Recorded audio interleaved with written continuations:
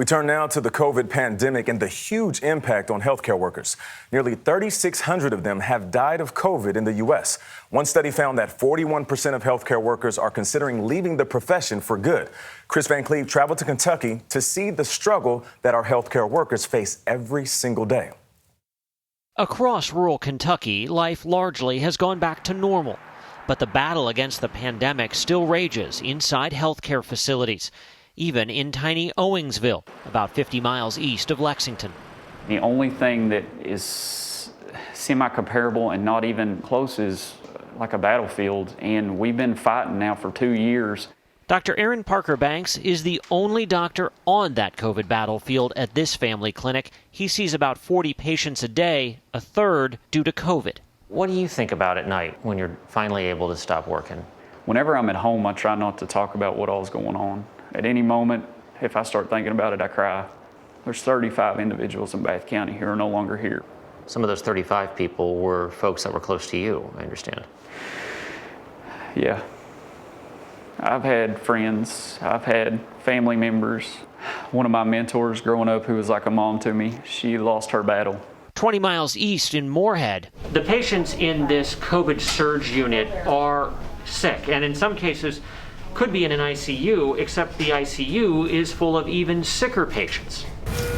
It's been all hands on deck for 2 years. The toll on healthcare workers means there are now fewer hands to help lift the load. How hard is it to replace the nurses that have left? Well, you can't replace experience, so you have to rebuild. Every nurse is a critical frontline provider.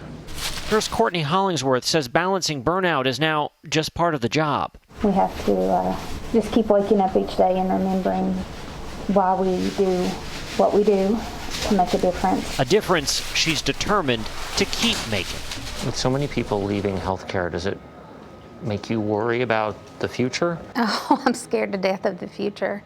You know, before COVID started, we needed more people to go into healthcare. There wasn't enough, but it is so scary. What's scary about it? That there won't be enough of us to be able to take care of the needs of the patients.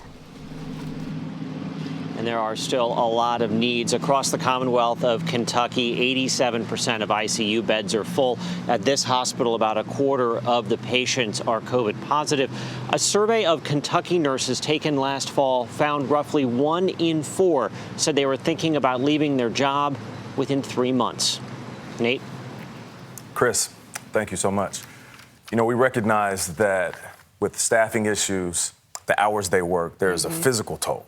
Right. But I don't think we oftentimes talk about the mental toll of our healthcare workers. You know, like we heard, he goes home and he says, I don't even want to think about it because I'll start crying. And, you know, these stories are really important because I know people are tired. People want this pandemic to be over.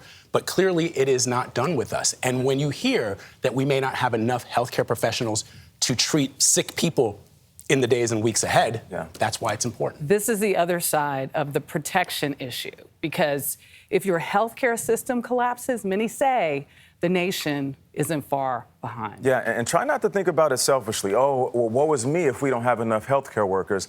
How about we take that extra step forward and show our appreciation? It's just like teachers. If you have a heart attack or if you get sick and you go to the hospital, they don't have doctors there to treat you because they either have left or sadly they've died. Overworked, underpaid, and underappreciated, so we should do our part to show them the love that they deserve.